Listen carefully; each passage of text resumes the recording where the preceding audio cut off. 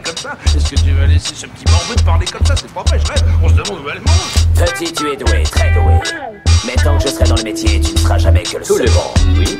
Enfin, évidemment, c'est une métaphore, un symbole. On est venu, on l'a vu, il a eu dans le cul. Qu'est-ce que c'est? Nous l'avons. Qu'est-ce que c'est? Ne va-t-il pas faire des trucs? Mon père, attendez. Vous aimez le cinéma? Beaucoup. J'ai des sections pour les meilleurs films qu'on passe en ville. Bonjour à tous et bienvenue dans notre podcast Trois Actus Ciné Sinon Rien, avec moi pour m'accompagner Mas Bonjour tout le monde et surtout bonne année 2022. et Gino. Salut tout le monde et tous mes meilleurs vœux pour cette nouvelle année qui s'annonce radieuse. Oh bah au moins ouais. ça commence très bien en tout cas, mes meilleurs vœux également. Le principe de l'émission est simple. Heureusement qu'on l'a fait, hein, tu l'aurais pas fait, hein, souhaiter la bonne année aux abonnés. Connard de Malpoli. C'est vrai qu'on est le 10 janvier maintenant, c'est ça passe et puis voilà. Le principe de l'émission est simple. On commentera les films qui sortiront en 2022. On en débat ensemble dans les cases commentaires afin que vous puissiez également vous exprimer. Nous essaierons dans la mesure du possible d'y répondre. Des super-héros, des films déjà repoussés et une année prometteuse. Ça commence maintenant. Vous êtes prêts à conduire ces hommes? Prêts à devenir membres de la Ligue des Ombres? En plus, c'est pas un sac à main, ça s'appelle une sacoche. Indiana Jones en a une. Alors, ce que je vous propose, messieurs, c'est tout simplement de faire les sorties mois par mois et vous indiquer, ou enfin en tout cas nous indiquer les attentes particulières sur ce mois-ci. Et nous terminerons par votre top, tout simplement 3 de vos attentes de l'année 2022. Est-ce que ça vous va? C'est parfait comme toujours. Et on commence avec janvier 2022. Janvier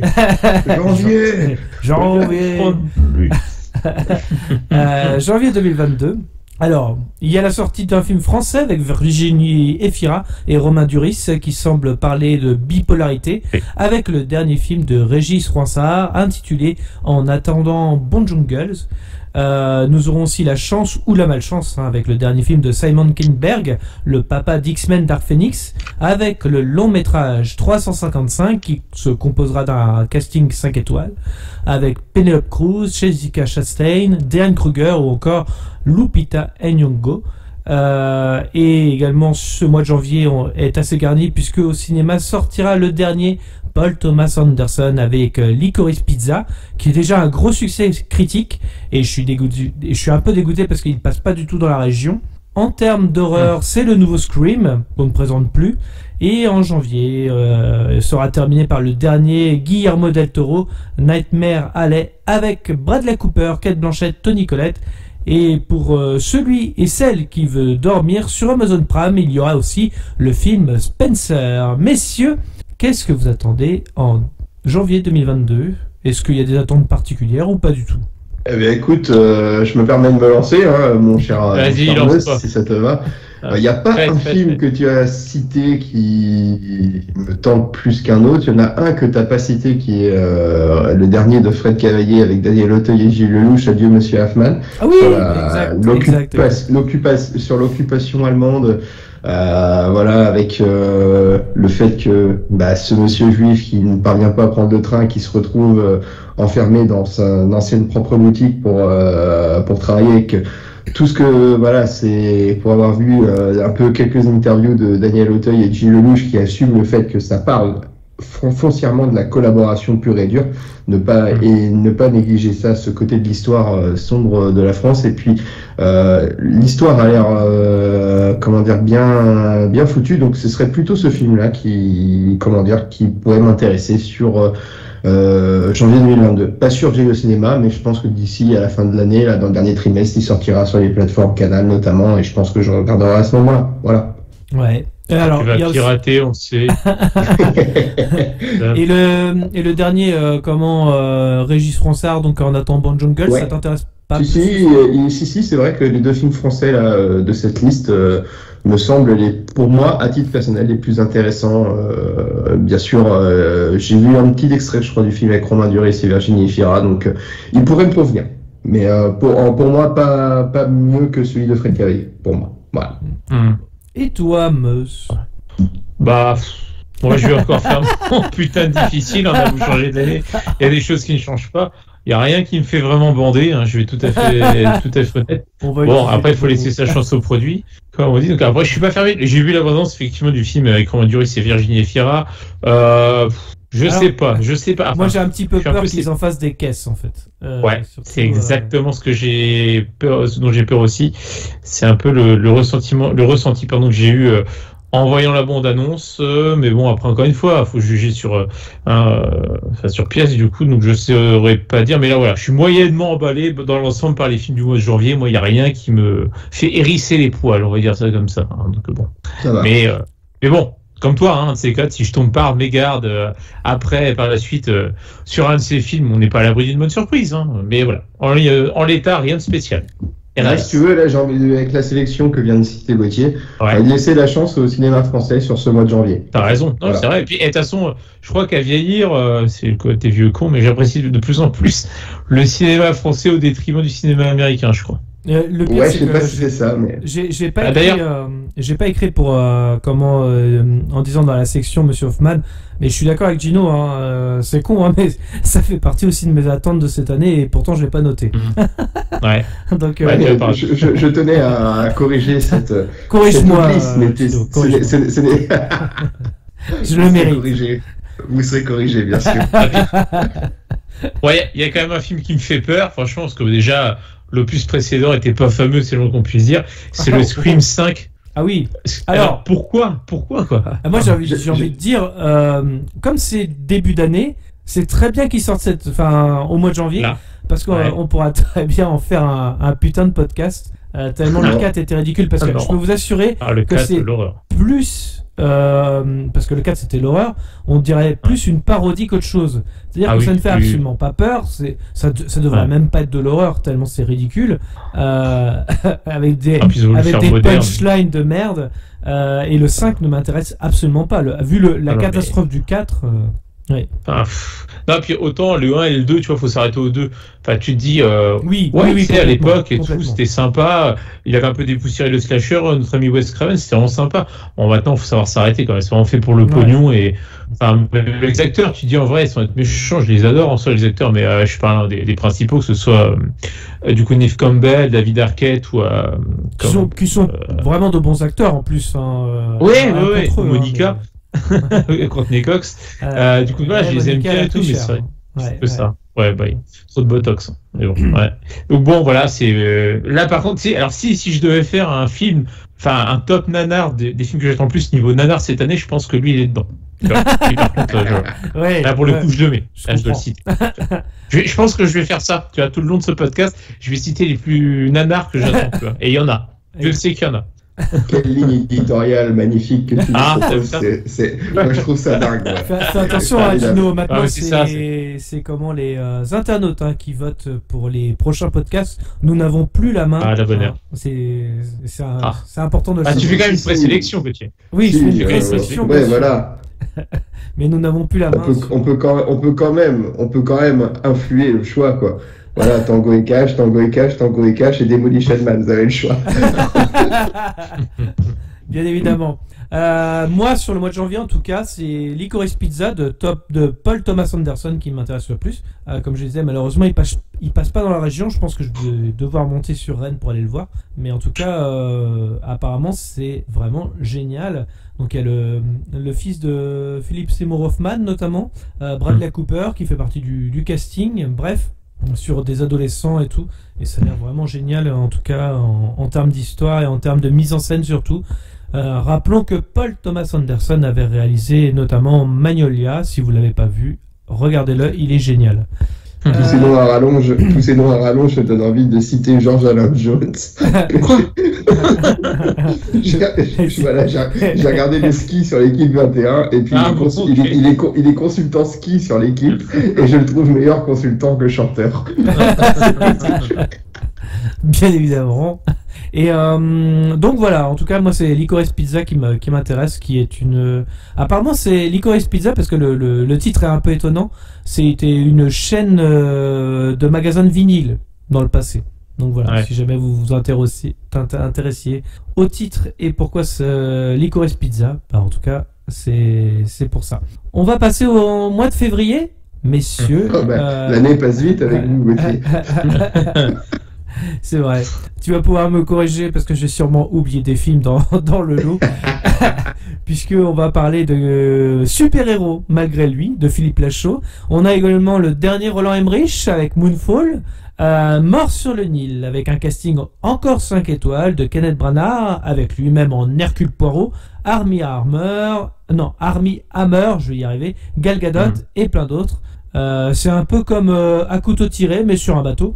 Il y aura aussi également Uncharted, le nouveau Spider-Man mais sans le costume, et enfin le nouveau Palmacho, Les Vedettes. Et je crois qu'il y a aussi le dernier Gino, tu me corriges, sur Netflix. Big Bug. Big Bug de Jean-Pierre Jeunet. Ouais. Voilà. Alors, est-ce qu'il y a des films qui vous intéressent sur ce mois de février? On commence par Mus, là, pour le coup, on va faire... évidemment, déjà, en premier lieu, je citerai qu'est-ce qu'on a tous fait au bon Dieu, forcément, parce que... Alors, lui... C'est au mois d'avril, ça. Oui, c'est au mois d'avril, pardon, excusez-nous. Pourquoi, moi, dans ma sélection, j'ai 2 février? T'as qu'à écouter ce que j'ai dit. Non, il a été repoussé. Il a été repoussé, d'accord. J'ai une page qui n'est pas actualisée. C'est quoi ce bordel écran large là? Merde. Putain. Moi, fais comme tout bon journaliste. Regarde sur Allociné. Mais Allociné, ils sont pas foutus de me faire un truc mois par mois propre, tu vois, un truc avec des vignettes, tu vois. Non, c'est une liste de merde. Je sais pas de quoi on parle, donc. Bref. Putain de technologie de merde. Mais ça, par contre, c'est pas faire un site propre, on fait rien. Bref, non, en vrai, un film pour débrancher le cerveau, je dirais effectivement Moonfall. Je sais pas, Roland Emmerich, c'est toujours qui tout double, on va dire. Bon, on sait ce qu'on va voir, c'est du gros McDo, dégueulasse, mais bon. Tout à fait. Moi qui adore la science-fiction, ça va être toujours les mêmes ingrédients, toujours les mêmes stéréotypes de personnages. Au niveau développement de personnages, t'as vu un film de Roland Emmerich, tu les as tous vus. C'est toujours les mêmes traits de caractère. Mais bref. On change juste des acteurs bankable, en fait. Ouais. Après, voilà, pour le côté popcorn, why not, je dirais. Autrement, il y avait Super-héros malgré lui, c'est ça de Philippe Lachaud. Ouais, après, je sais pas, tu vois, après, j'aime bien ce qu'il fait, Philippe Lachaud, de manière générale, mais le problème, c'est que ces films, souvent, tu les vois une fois, et pas plus, quoi, parce que après, il fait une fois et c'est tout. Mais bon, pourquoi pas, parce que je trouve que c'est un mec sympa. En plus, il a aimé une de tes publications, Gauthier, sur Twitter.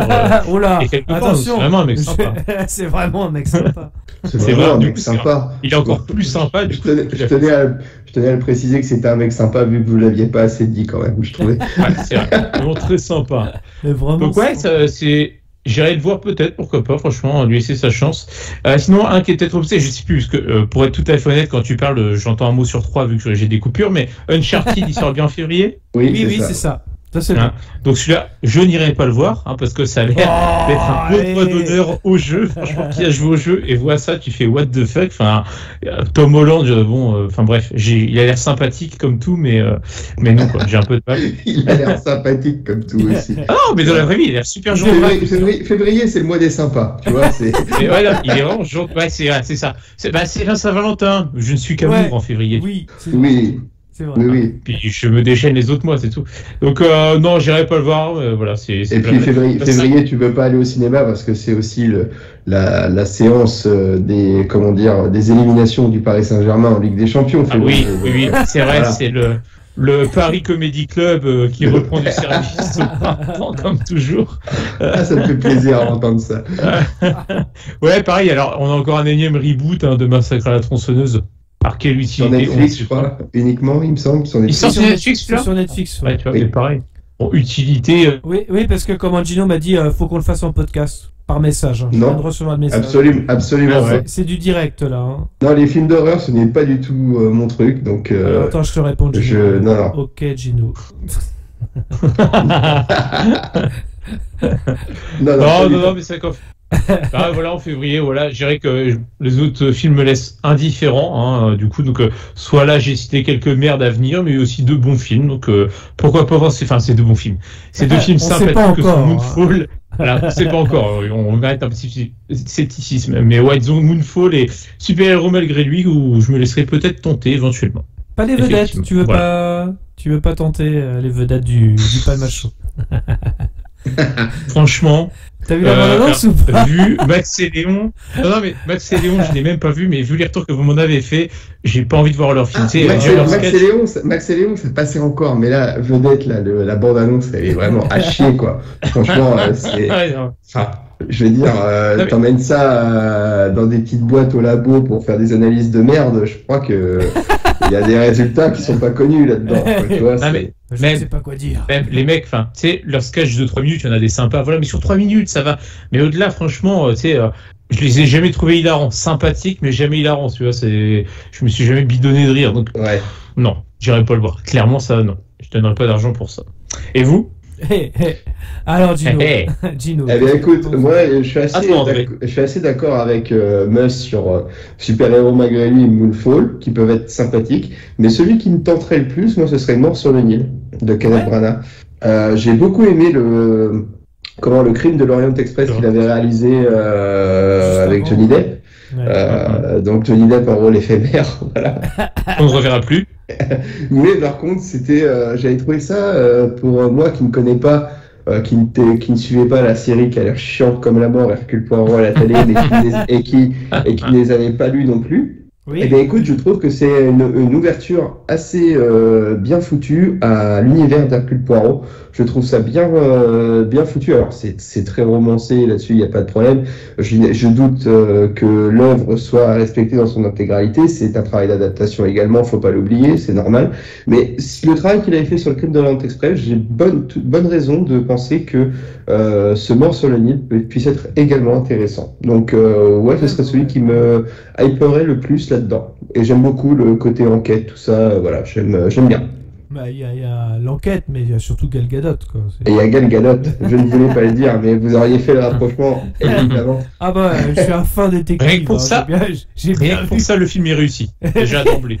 Exactement. Et on se souvient tous de Red Notice, bien évidemment. Red Notice, parfait. Vous avez été complet, Gauthier. Oui, je pense. Non, je suis un petit peu d'accord avec vous. Super Héros malgré lui, pourquoi pas. Philippe Lachaud, bon, on passe en général un bon moment devant ces films. Moonfall, les effets spéciaux ont l'air finis, donc déjà je me dis pourquoi pas. Parce que j'avais un peu peur de ça, parce que ça change des gros blockbusters que j'ai pu voir en bouillasse numérique. Là, ça a l'air très propre. Et Roland Emmerich, il aime bien justement que les équipes d'effets spéciaux aient au moins fini ça. Donc déjà, je me dis que 2012 c'était autre chose, mais là ça a l'air vraiment propre et tout, donc pourquoi pas, à voir ce que le film va donner. Le casting a l'air génial. T'aimes bien quand c'est propre, toi, hein. Ouais, complètement. Et sinon, on parle. Oui, c'est vrai. Sinon, Kenneth Branagh, moi j'adore aussi, donc en tant que réalisateur et en tant qu'acteur, donc pourquoi pas Mort sur le Nil, mais c'est un pourquoi pas, c'est-à-dire c'est vraiment si j'ai le temps d'aller le voir, donc comme Mus, Uncharted c'est non, ça me donne pas du tout envie. En jeu, très très bien, hein, le jeu il est excellent, j'ai tous fait les 4. Mais en film, non. Non, puis on a l'impression, hein, Gauthier, limite maintenant, on va voir que c'est Sony derrière qui fait, limite on n'aura plus envie d'aller voir, parce qu'ils font que de la merde. J'ai l'impression. Pas mal. Mais donc de l'horreur. Mais vous allez voir comment Sony va préparer quand même un film qui va être plutôt sympa cette année, donc je vais pas critiquer forcément Sony. On va y revenir, mais c'est vrai que ils font pas mal de merde, mine de rien. Donc voilà. Et bien sûr le dernier pourcentage, c'est pas fameux. Et le film de Palmacho, non, bien évidemment, c'est un grand nom d'avance.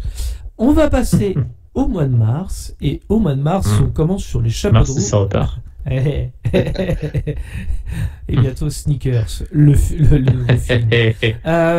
Et on commence fort avec le mois de mars avec The Batman de Matt Reeves. En France, on aura Murder Party avec Eddie Mitchell, il faut le souligner. Permet de construire avec Didier Bourdon, où des événements se passent en Corse. Un documentaire sur Notre-Dame brûle de Jean-Jacques Hano.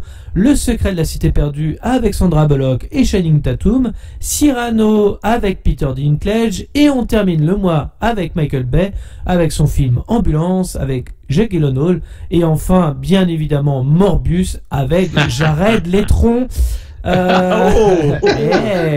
Hey. Alors, on commence avec toi, Gino. Qu'est-ce que tu penses de ce mois de mars? Est-ce que tu as envie de voir des films ou pas? Voilà, mars, c'est vraiment un mois qui m'emmerde à souhait, quoi.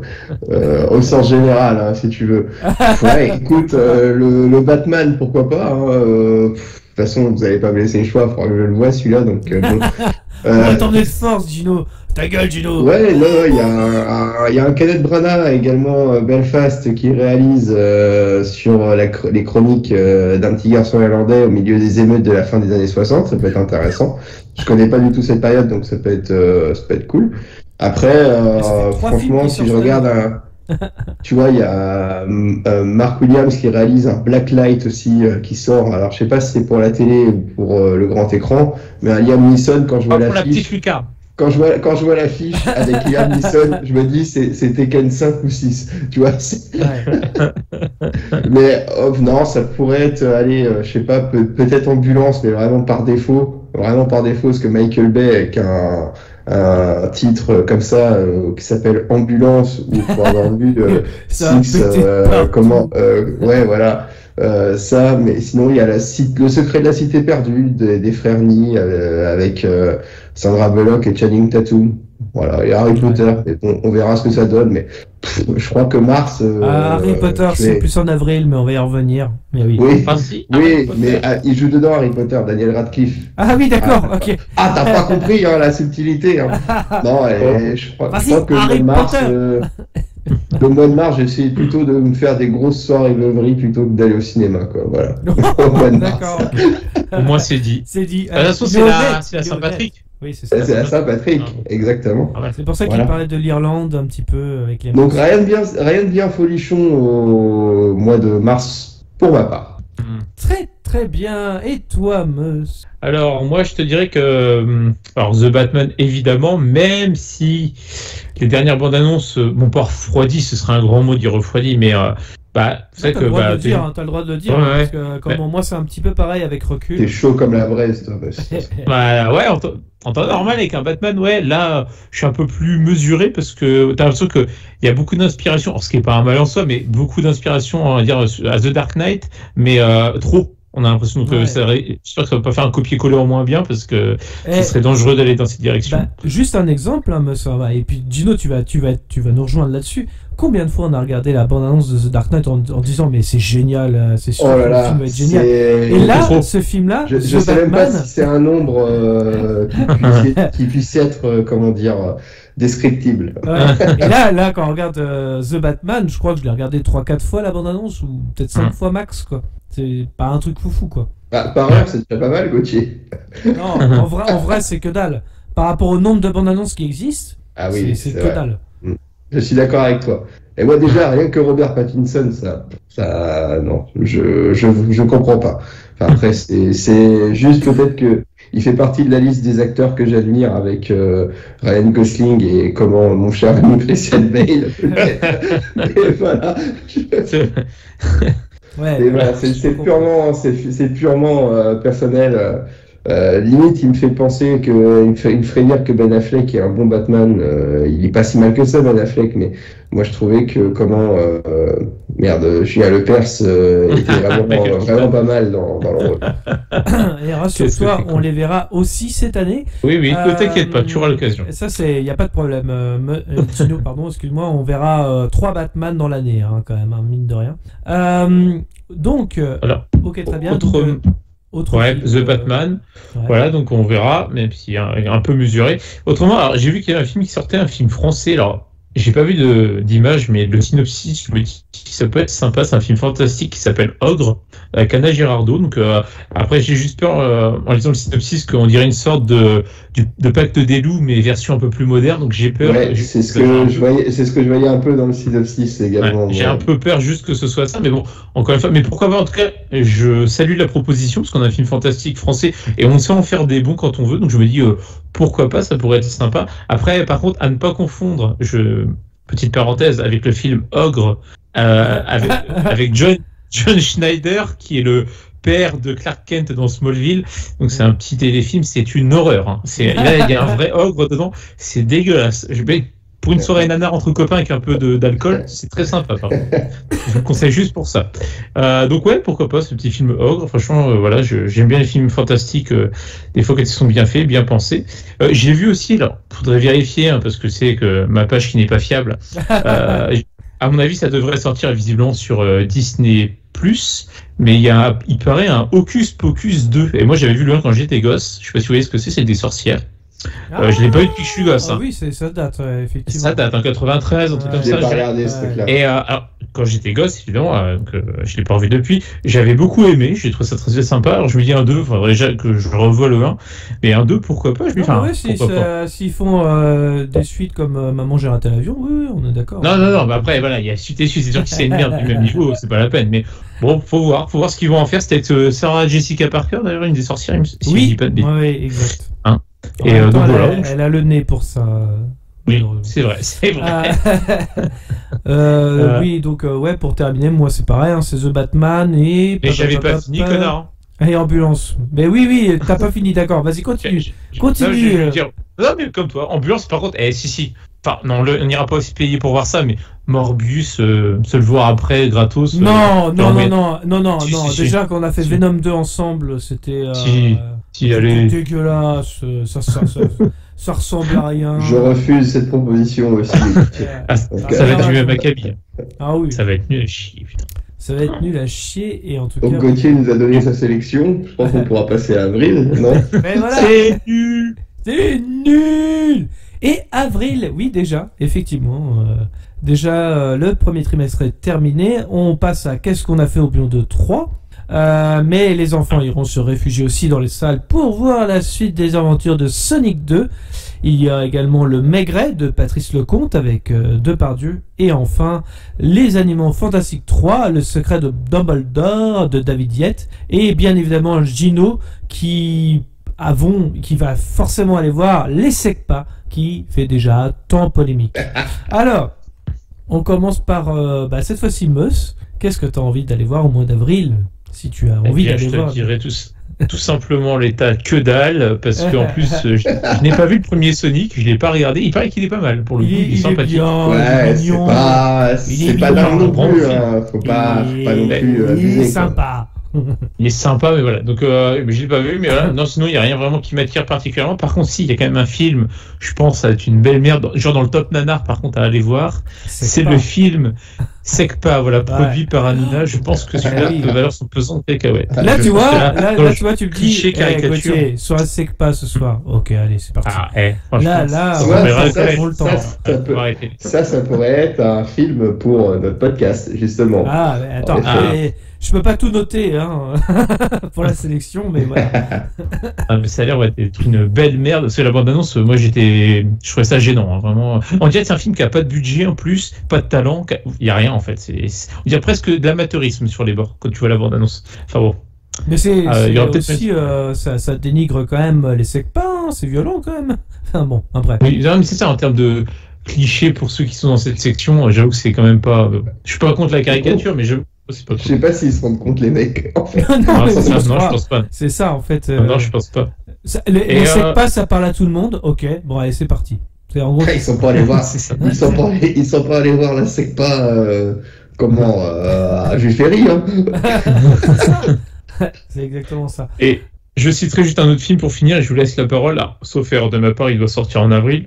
Le prochain film du Cobu, qui je pense va être aussi exceptionnel, même si on ne sait pas encore il va ressembler. Mais je me demande s'il n'est pas repoussé aussi. Comme je me demande aussi, mais j'ai un petit doute. Moi, sur le ciné, j'ai avril. Parce que je crois que un peu comme pour le Bon Dieu numéro 3, je crois que c'est du fait des affaires qui touchent Harry Habitant, et comme il joue dans le Ducobu aussi, je crois que c'est ça qui fait que ça repousse un peu, il me semble. Ça a repoussé longtemps, je pense. Oui, c'est sûr. Après, autant le Bon Dieu, il va sortir, vu qu'ils ont déjà fait des avant-premières avec le casting du film dans les salles, le casting sans Harry Habitant, bien sûr. Voilà. Comme quoi, faut bien... Merde, si on avait su, on n'aurait peut-être pas repris Harry dans le film, quoi. En gros, c'est un peu particulier comme situation, mais je comprends que pour les réalisateurs et les producteurs, ce soit un peu gênant comme situation, quoi. M'étonne. Et toi, Gino ? Bah écoute, un peu comme Mus, il n'y a pas moult films qui m'intéressent sur ce mois d'avril. Moi, le Sonic 2, je paierai pas mon billet pour aller voir ça, clairement. Voilà, je regarderai à la télé quand il passera. Le premier était sympathique, mais c'est pas non plus truc de ouf, quoi. Mais ça pourrait être pourquoi pas les Animaux Fantastiques, bien que je sois pas un grand fan, de la saga avec Eddie Redmayne. Je suis pas un grand admirateur de cette saga-là, des Animaux Fantastiques. Je pense qu'avec Mus, par contre, on pourrait aller se payer un petit billet pour aller voir Un talent en or massif avec Nicolas Cage, quand même. À moins que ce soit un film vu que nous aimons beaucoup Nicolas Cage, je sais pas si ça j'ai pas vu ça, mais ouais, ça pourrait être un acteur. Castor Troy. Jamais. Son meilleur rôle, exactement, tout à fait. Mais ouais, non, vraiment, son visage. Pas grand chose qui me plaît sur ce mois de, pas grand chose qui me plaît sur ce film, sur ce mois d'avril, pardon. Donc, à toi, Gauthier. Moi j'ai envie de dire quand même Sonic 2 parce que j'ai quand même aimé le premier. Alors c'est pour les enfants, attention, hein. Je pars du principe il est sympa, que mais c'est pour les gosses, quoi. Et Jim Carrey, ouais, voilà, c'est vrai. Tellement en Docteur Robotnik, j'y croyais pas trop. Et mais pourtant, avoue que s'il n'y a pas Jim Carrey, le film est un désastre. Ah, mais c'est nul. C'est nul, forcément. Mais Jim Carrey, c'est lui qui fait désolé. Jim Carrey, il porte le film à lui tout seul. Ouais. C'est génial, c'est génial. Et puis là, il a l'air d'être encore plus à fond dans le rôle. Enfin bref, non, je sais pas, j'ai envie d'y croire. C'est pour les gosses. Allez, pourquoi pas. Mais sinon, oui, au mois d'avril, ouais, il y a pas grand chose. Il y a l'affiche de Maigret qui donne un petit peu envie. Je sais pas ce qu'ils vont faire avec parce qu'il y a pas trop d'images. De Patrice Lecomte. Ça a l'air d'être un genre assez noir quand même, donc ça peut être intéressant en soi, mais faut voir. Si la direction artistique vaut le coup, peut-être, pourquoi pas. Mais et parce que Depardieu aussi. Oui, ça aussi, c'est vrai. C'est un monstre du cinéma. Le mec, mais c'est incroyable parce qu'il vieillit tout ce qu'on veut. On peut rigoler de lui, mais il est tout le temps fou dans ses rôles. Enfin, il est toujours génial. C'est un super acteur. On peut dire ce qu'on veut, mais c'est vrai. J'adore ce mec. Jamais de fausses notes, jamais de... Je sais pas, c'est trop bizarre en fait. C'est un immense acteur tout simplement. Donc, il a tourné avec les plus grands, hein, faut pas l'oublier aussi. Enfin bref, c'est... Non mais d'ailleurs, je dirais, petite parenthèse, même dans ceux qui sont encore vivants, certains citeront Delon, mais bon, même si maintenant il est à la retraite, mais je dirais, c'est peut-être le plus grand acteur français qui reste encore complètement en vie, même identifié, je dirais. C'est le plus bankable des acteurs français. Je sais pas si vous l'avez vu, en tout cas si vous l'avez pas vu, faut aller le voir. La tête en friche, ça vous parle pas? Non. Non. De nom, c'est tout. Où il joue un petit peu un illettré et tout, et il est génial dedans et encore aujourd'hui il arrive encore à émouvoir, encore à faire du grand Depardieu. Donc si vous avez vu La tête en friche, si vous n'avez pas vu La tête en friche, regardez-le, il est excellent. Donc je sais pas, Patrice Lecomte, Maigret, Depardieu, pourquoi pas, ça dépend. Ça dépend de la bande-annonce. Faut que la bande-annonce me séduise pour que j'aille le voir. Et on passe à mai 2022. Mai 2022, le plus beau des mois. Ou pas. Ou ça dépend. Il y aura Doctor Strange. Mais est-ce qu'on va être en émoi? Hein? Pardon? On va en émoi. Oui, mais est-ce qu'on va être en émoi? Du coup, oui, il y aura Doctor Strange in the Multiverse of Madness de Sam Raimi. D'ailleurs, on recherche toujours l'orchestration de Sam Raimi dans la bonne annonce qui est un fade absolu.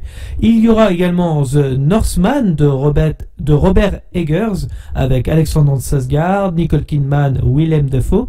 Et enfin, Top Gun Maverick, réalisé par Joseph Kosinski, avec Tom Cruise, Miles Teller et Jennifer Connelly. Messieurs, qu'est-ce que vous attendez au mois de mai?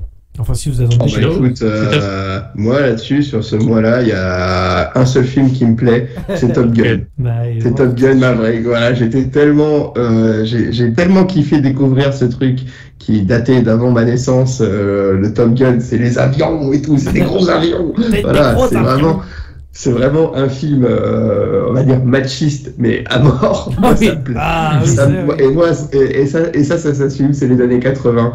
Je me demande si c'est pas la collaboration de Bruckheimer avec Don Simpson à l'époque, tu vois, c'est genre de collab là un peu. Ça me va très bien. Donc après, voilà, forcément, je suis quasiment persuadé que le scénario va me... Kenny Loggins.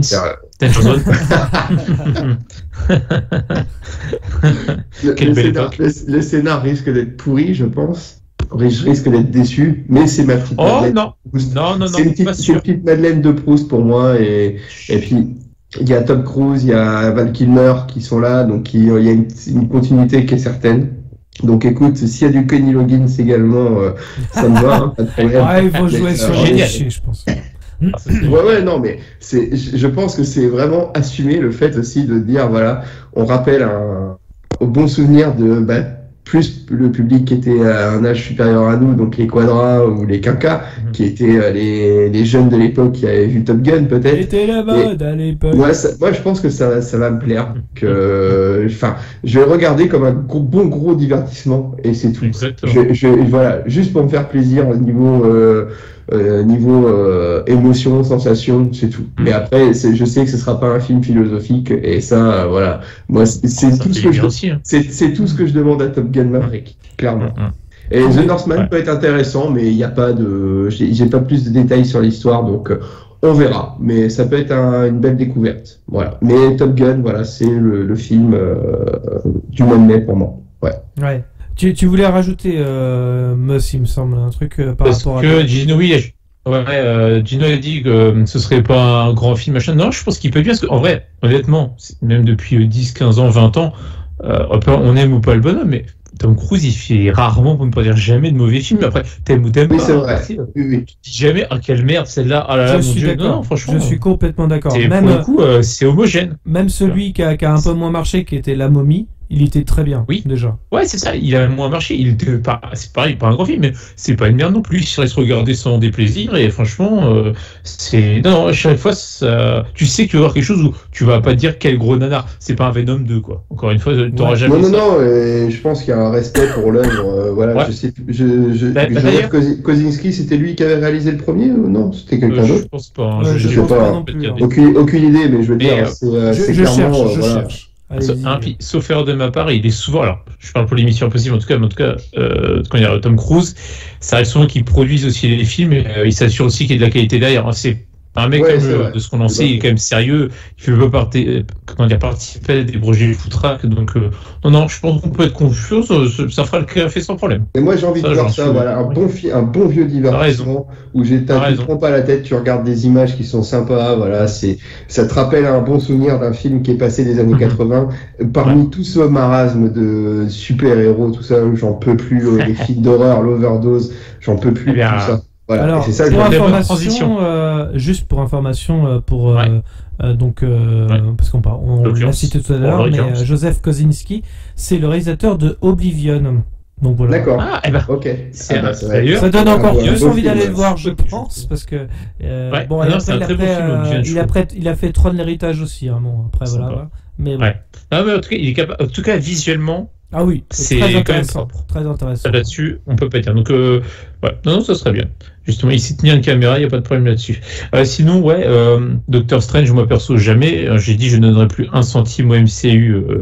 C'est terminé, en tout cas, pour ma part. Regarde la bande-annonce, c'est n'importe quoi. C'est-à-dire que, il est où Sam Raimi? Non mais sans déconner, il est où Sam Raimi? Si, c'est pour la pub. C'est plus pour mettre sur les affiches et dire aux gens, vous avez vu, c'est Sam Raimi, venez le voir. C'est comme Chloé Zhao avec Les Éternels. Je veux dire, on les voit pas ces gens-là. Exactement. Tout à fait. On les fait s'exprimer à leur pleine mesure, quoi. Non, clairement pas. Non, c'est clair. Je suis triste pour lui en fait, en réalité. Après, non, oui et non. Hein. Je pense qu'il a pris un beau chèque. Je m'en fais pas trop pour lui quand même, mais non, mais je parle de façon artistique. Bien sûr. Bon, maintenant, c'est vrai que sur le MC, tu peux mettre qui tu veux, un Cameron et tout, ça sert à rien. Bon, Cameron, je pense que non, connaissant le caractère du bonhomme, il claquerait la porte en mode allez vous faire enculer. Allez vous faire enculer. Bah oui, carrément. Et non, mais Kevin Feige et compagnie, il laisse personne s'exprimer complètement, tu vois. Il y a une feuille de route et tu la suis et c'est tout. En fait, c'est Kevin Feige qui s'exprime. Ah oui, c'est ça. C'est qui que Kathleen Kennedy côté Star Wars, c'est la même merde, du coup. Il y a un moment, des producteurs. Oui, enfin bref. Sinon, Northman, je me dis ça peut être sympa. Franchement, sur les Vikings et tout, je me dis pourquoi pas. Est-ce que vous avez vu son précédent film The Lighthouse en noir et blanc avec Willem Dafoe et Robert Pattinson justement? Je ne l'ai pas regardé, mais je vois. Ouais, je vous le conseille, hein, ça vaut vraiment le coup, que ce soit en mise en scène, que ce soit en direction artistique. Bref, même au niveau de l'histoire, c'est prenant. C'est pas un truc où il fait moins 15 dans l'Europe de l'Est. Non, vraiment, ça vaut le coup. Si jamais vous avez l'occasion, et Willem Dafoe est incroyable. Donc le fait qu'il revienne en plus en tant qu'acteur. Enfin, bref, je vous le conseille. Okay. D'accord, merci pour le conseil du coup. Et je dirais Top Gun. Alors, je vais vous faire une confidence. J'ai peut-être dû le voir étant gosse, mais je m'en souviens absolument pas. Donc c'est comme si je l'avais pas vu. Je l'ai en Blu-ray, mais je l'ai même pas maté. Donc ça peut être l'occasion de remater le 1 d'abord. Franchement, c'est testostérone à mort. Hein. C'est vraiment, c'est les films vraiment des années 80 décomplexés. Mais ça se regarde super bien. Il y a un peu de punchline. Voilà, c'est l'époque, mais il y a aussi beaucoup de drama quand même aussi dans ce film-là. Je trouve que c'est un film assez équilibré, on va pas se mentir. Après, c'est l'histoire d'amour un peu plan à l'eau de rose avec la musique de Berlin, mais ça passe crème en fait. Ça passe crème et là-dessus, revois-le. Alors peut-être que tu trouveras que ça aura vieilli, mais honnêtement, tu passes pas un mauvais moment devant ce film. Tu passes un bon moment devant Top Gun. Alors, ce sera l'occasion. J'avoue, Top Gun, moi, j'ai jamais trop aimé. Je vais sûrement m'attirer les foudres des fans. Non. Mais vraiment, c'est pas le genre de film qui me. Ouais, c'est pas. Ça me fait pas rêver. C'est des avions, mais. Non, mais ça m'a jamais. Enfin, franchement, j'ai jamais été dedans en fait. Je le voyais quand il passait à la télé, quoi. Mais parce qu'il y avait Val Kilmer, parce qu'il y avait Tom Cruise. Mais sinon, en l'occurrence. Il y a quand même Batman dedans, quoi. Bah, c'est surtout pour ça que je regardais. Avec les films Le Saint et compagnie, c'était les grands Val Kilmer ou Willow, tout ça. Mais non, c'est vraiment. Ouais, ça n'a jamais été mon truc. Par contre, c'est vrai que le projet m'intéresse. Du coup, maintenant que je sais que c'est le réalisateur d'Oblivion, c'est un petit peu plus. Ça attise la curiosité. Tom Cruise, comme tu l'as dit, Mus, il fait rarement de la merde maintenant. Ouais. Enfin, en tout cas, il choisit ses projets. C'est vrai. Vraiment, il choisit ses projets. Et visuellement, à chaque fois, c'est lui qui fait ses cascades, ça se voit. Il s'implique en tant que producteur. Bref, c'est quand même à chaque fois génial, quoi. Et oui, The Northman, bien sûr, évidemment. Ça a l'air dingue visuellement. L'histoire, je sais pas trop. On sait pas trop ce que ça raconte réellement. Effectivement, des histoires de Vikings, mais voilà. Ça a l'air vraiment sympa. Puis Alexandre Skarsgård, Nicole Kidman, Willem Dafoe, c'est quand même un putain de casting. Il y a, je crois, Anya Taylor-Joy aussi dedans, il me semble. Donc non, ça a l'air sympa. Et évidemment, Doctor Strange, ce sera un grand nom. On peut passer en juin, si vous êtes d'accord. Du coup, on va pouvoir passer au mois de juin.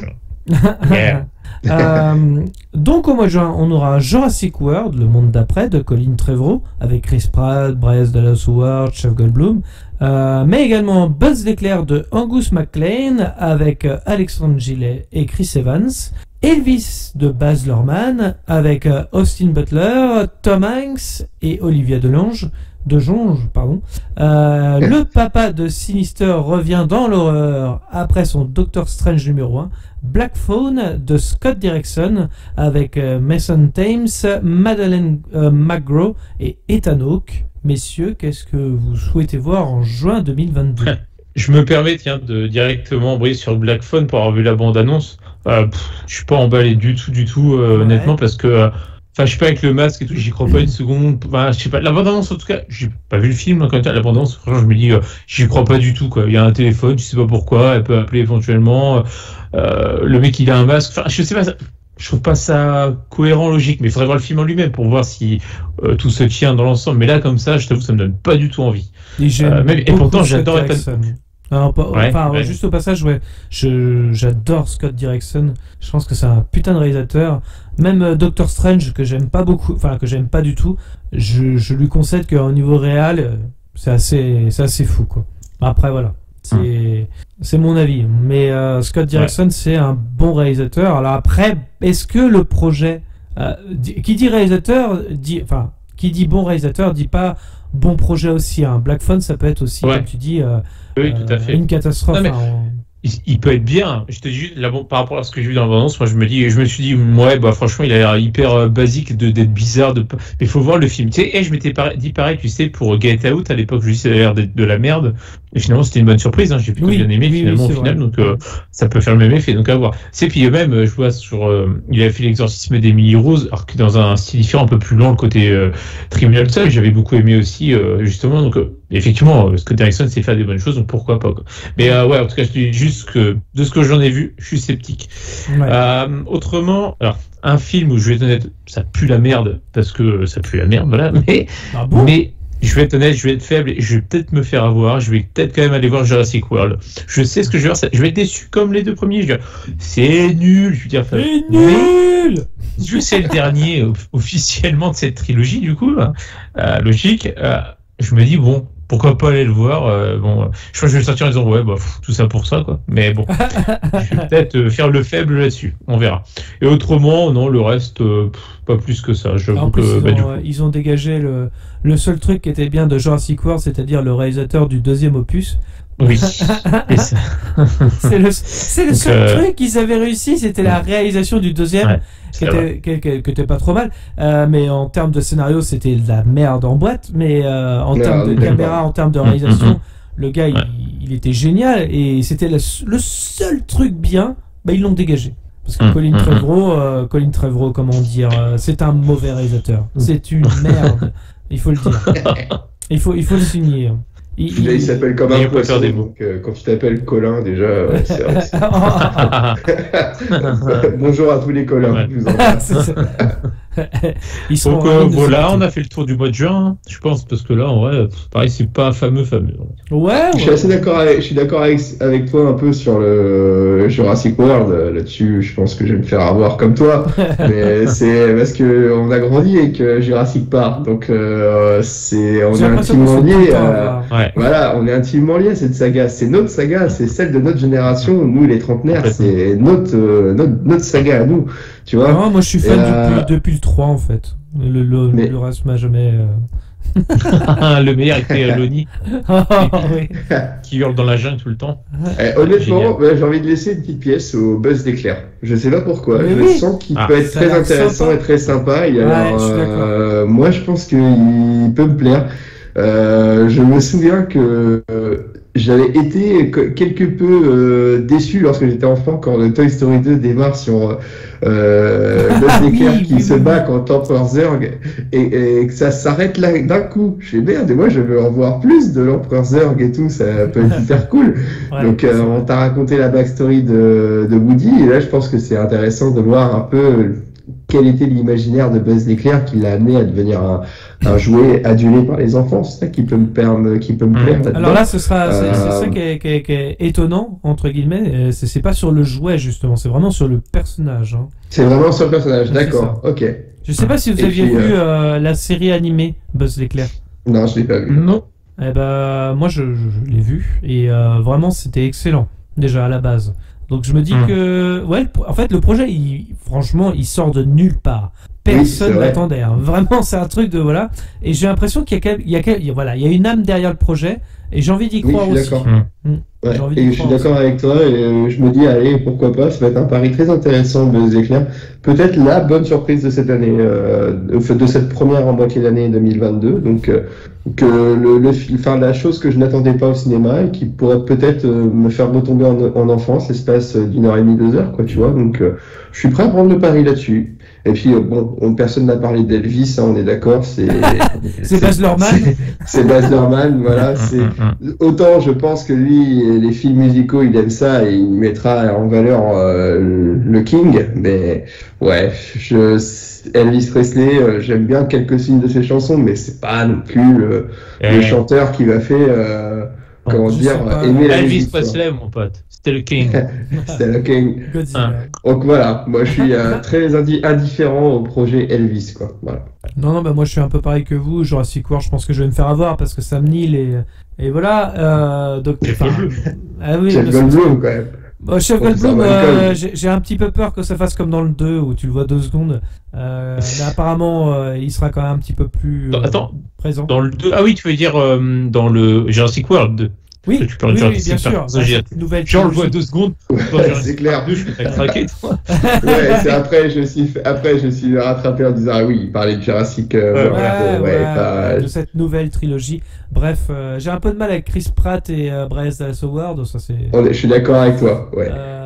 Je préférais voir plus de théoriciens du chaos que de mecs qui parlent au Raptor, quoi. Tiens, on va pas se mentir. Le truc, c'est qu'avec le truc avec le monde d'après, c'est que donc il y a les 5 premières minutes d'ailleurs du film qui sont disponibles sur YouTube.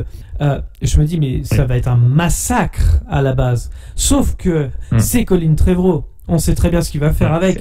Il va rien faire avec les dinosaures. Il va pas faire un monde apocalyptique. Non, lui, parce que franchement, tu vas dans cette direction-là, t'essayes de faire un Mad Max avec les dinosaures. C'est ce que j'aurais fait. Exactement. Ça n'a aucun sens. Et non, il va faire. Bah non, mais les animaux ils sont gentils. Il va faire un truc pro-vegan de merde. Ça va être chiant. Aucune substance, il n'y aura aucune peur. Bref. Tu oses comparer Colin Trevorrow à George Miller quand même. T'as pas honte Gauthier quand même. C'est vrai. Non, mais imaginez quand même, on pourrait. C'est vrai. Bah oui. Ça pourrait être génial en fait, en vrai. Carrément. Ils auraient pu aller dans une direction, tu vois, à la fin du 2, tu te dis, si vous allez sur la bonne direction, les gars, vous pouvez faire un. Je vais vous donner le problème. Le problème, il est simple, c'est que les producteurs ils disent non, on veut que ce soit PG-13, c'est tout. Donc à partir de là, t'es bridé, t'es blessé, tu peux pas exploiter le truc parce que en vrai, ça devrait être une boucherie comme tu l'as dit, ça devrait être dégueulasse. Là. Mais non, on va rien voir, il va rien se passer. Et justement, c'est en regardant les 5 premières minutes, en tout cas, je sais pas si vont être dans le film ou si c'est à part ou si c'est en plus sur YouTube, mais juste en regardant ça. On a un driving, c'est ça les 5 premières minutes, et t'as le T-Rex qui est là quand même. Tu te dis mais il va manger tout le monde, c'est mort pour eux. Et tu te dis mais même là tu vois rien, tu sens qu'ils sont là, mais enfin il y a aucune peur, aucune substance. Quand tu vois Jurassic Park 1 avec la Jeep, je veux dire tu vois la scène de tension que c'est. Bien sûr, la scène de sans faire bouger l'autre. La scène de la cuisine. Mais elle est folle cette scène-là. Et là, t'as une scène de driving, t'as énormément de monde, t'as un putain de T-Rex, voire d'autres dinosaures. Et non, il fait rien avec sa caméra.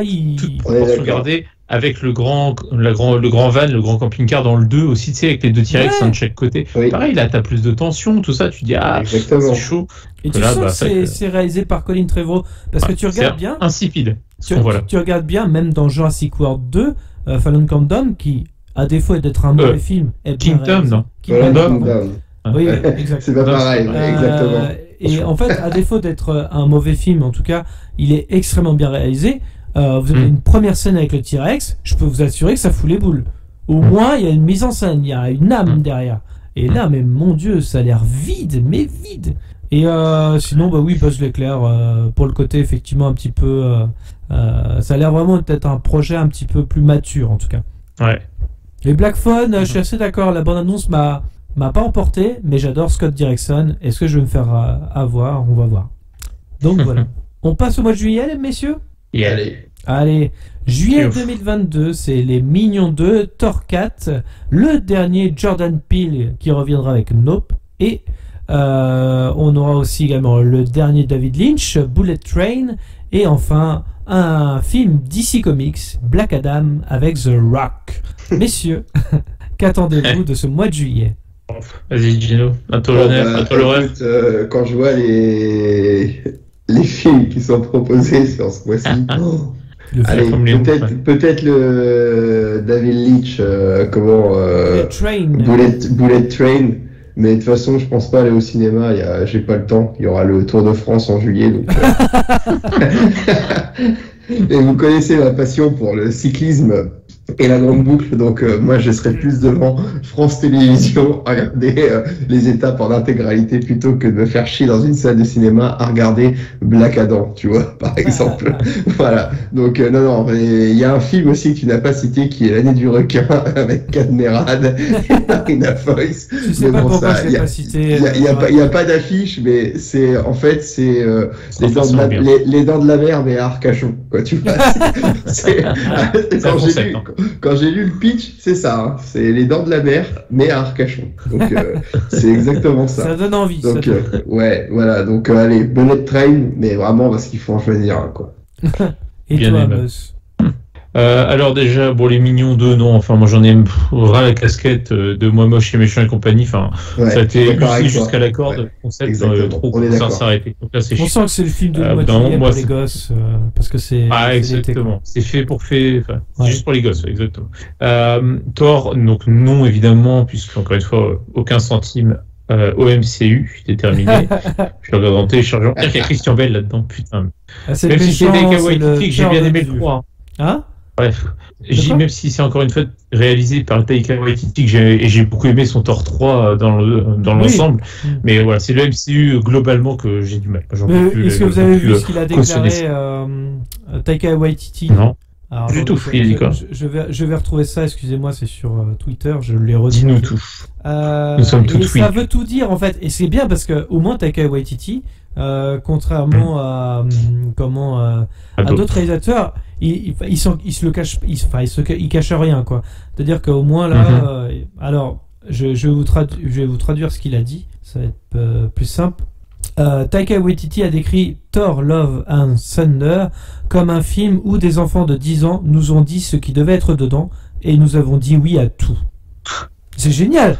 Le mec te dit, ce n'est pas moi qui ai écrit le film, mais c'est pas grave.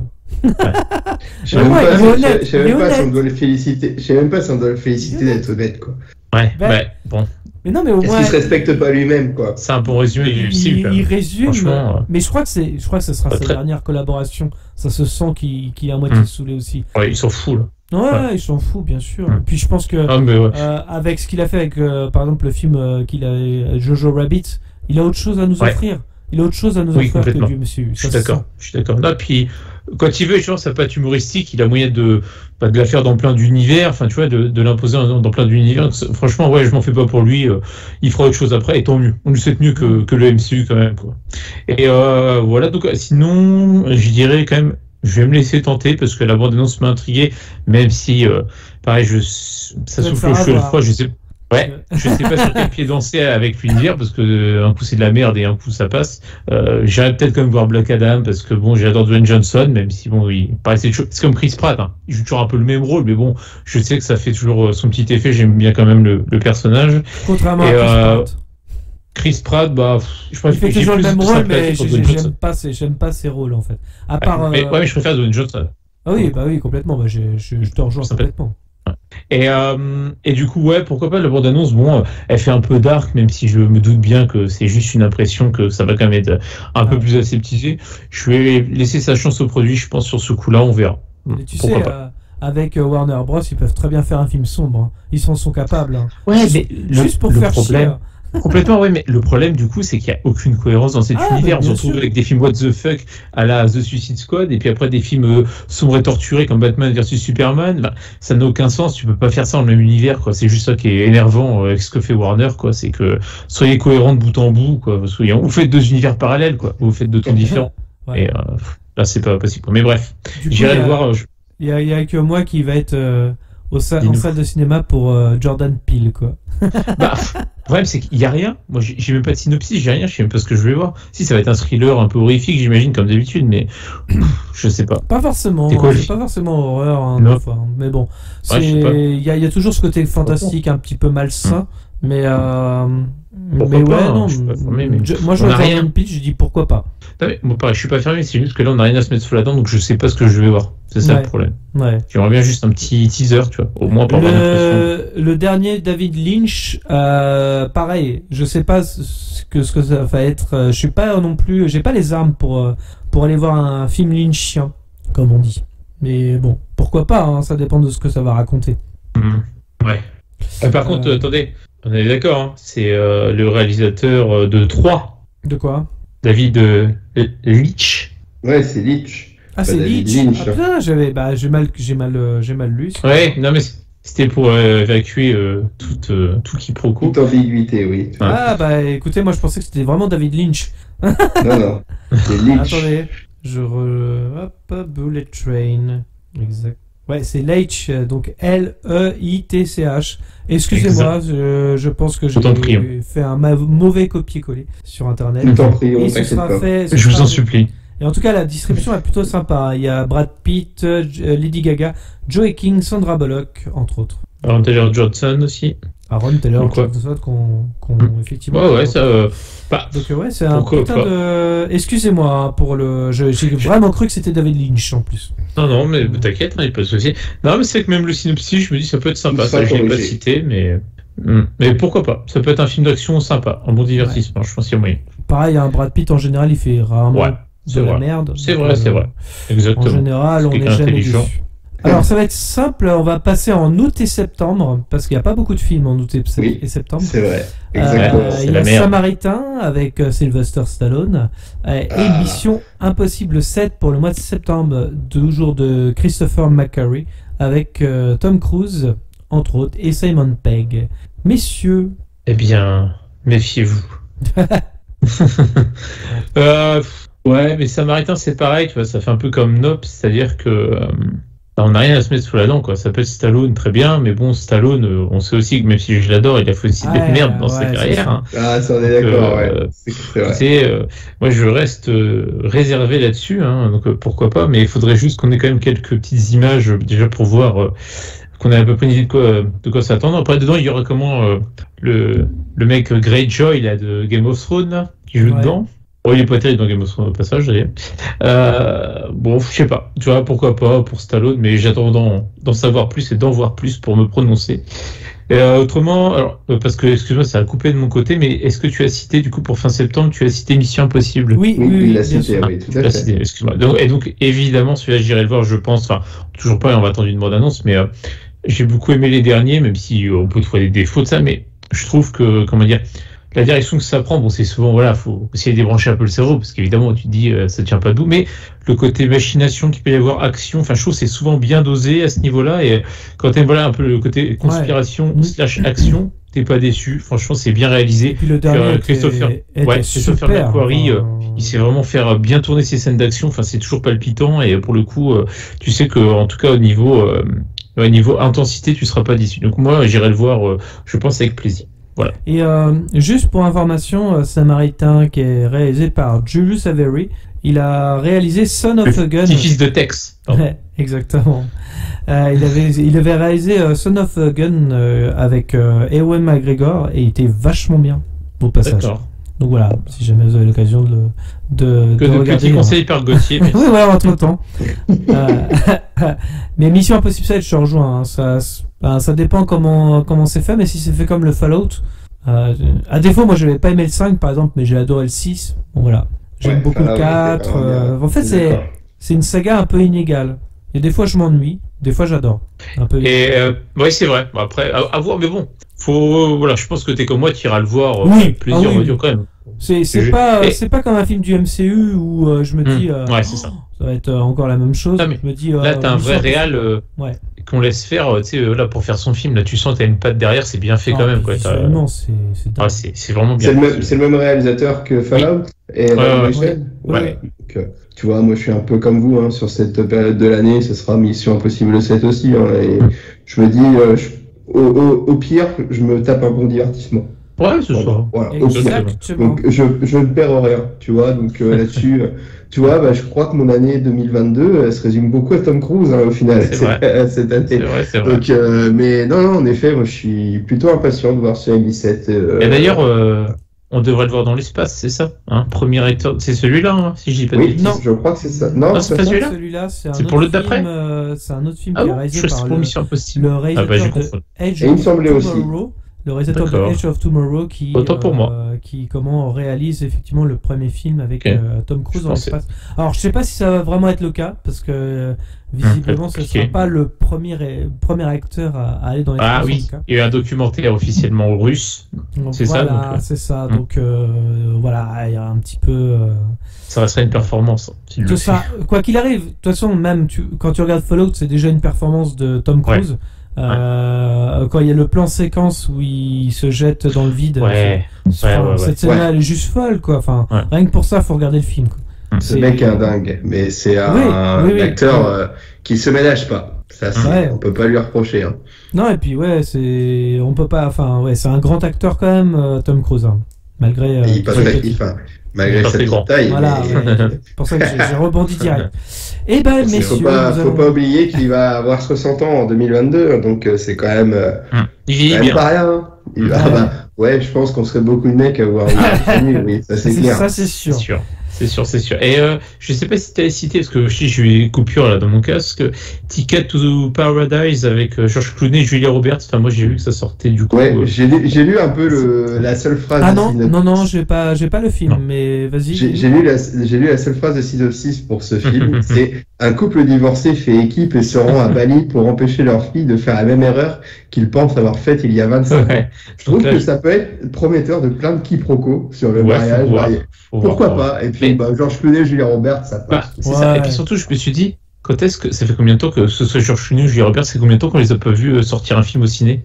Ça fait longtemps. Là, c'est con parce que tu vois, il y a eu George Clooney qui a sorti 2 films en tant que réalisateur. Malheureusement, ils sont sortis directement en VOD, donc Netflix et même en tant qu'acteur, il joue dans ses propres films parfois. D'accord. Il y a eu son film sur Netflix, c'était nul. Exact. Et un autre qui était aussi dans la neige, là, dans les étoiles. C'est ça. Trop quoi, là. Et cette année, là, il y a quelques semaines, sur Amazon Prime, qui était donc c'est un film avec Ben Affleck, qui était pas trop mal d'ailleurs au passage, sur merde, putain, j'ai plus le nom, mais c'est sur un bar, en un poisson. Ouais, non, c'est Ben Affleck qui tient un bar, ça s'appelle The Dickens pour le bar, et c'est en fait un espèce de bar où tu peux lire comme tu veux, du Charles Dickens notamment. Mais c'est sympa, franchement ça vaut le coup, comme petit film, c'est un petit film sympa. Tu as l'occasion de en fait, Gauthier, c'est une promo là qui fait un mois en conseil, tu vois. Voilà, autant que le podcast il serve à quelque chose là-dessus. Exactement. C'est vrai, vu qu'il n'y a pas grand-chose à conseiller là. Une erreur sur David Lynch. Eh bien, on peut passer au mois d'octobre, messieurs, si vous êtes d'accord. Puisque en octobre, nous aurons novembre. Ah oui, c'est bizarre, mais voilà. De Cédric Jiménez avec Jean Dujardin et Sandrine Guy-Berlin. On aura également aussi Don't Worry Darling de Olivia Wilde, je vais y arriver. C'est marrant, elle réalise elle. Elle réalise, je crois que c'est son deuxième film en plus qu'elle réalise. D'accord. Avec Florence Pugh, Harry Styles et Olivia Wilde. On aura également aussi un film d'animation de Sony, Spider-Man Across the Spider-Verse, partie 1, parce qu'ils ont tellement de choses à dire que ce sera en 2 parties, avec notamment Oscar Isaac en voix tout simplement d'animation, Le Visiteur du Futur de François Descraques avec tout simplement Arnaud Ducruet entre autres, Halloween Ends de David Gordon Green avec toujours Jamie Lee Curtis, Belle et Sébastien parce que c'est le groupe de musique Belle et Sébastien Nouvelle Génération de Pierre Corré. Bref messieurs, qu'avez-vous envie de voir en octobre 2022? Alors est-ce que c'est pas le Spider-Man dont tu annonces? Ce que moi j'ai trouvé pour octobre, c'était New Generation 2. Non, oui, c'est New Generation 2, oui, si tu veux préfères. Ok, donc si c'est la suite du film d'animation, moi je suis plutôt pour. Le premier était génial. Le premier, je l'ai adoré. J'ai adoré le Spider-Man New Generation. Je déteste autant tout ce qui est du MCU, voilà. Mais là, Sony, franchement, avec le New Generation, je partais pas vraiment je partais pas vraiment enthousiaste sur le fait de le regarder. Et c'était un vendredi soir, je me faisais chier. Il passait sur Canal+. Il passait sur Canal dans la séance box-office, le vendredi sur Canal quand il n'y avait pas de match, c'était ça. Et j'ai été scotché. J'ai adoré. Franchement, j'ai adoré. Donc, je vais attendre celui-ci. Et puis, il y a un autre film dont tu n'as pas parlé. Peut-être que, je pense que je regarderai à la télé en 2023 quand il passera.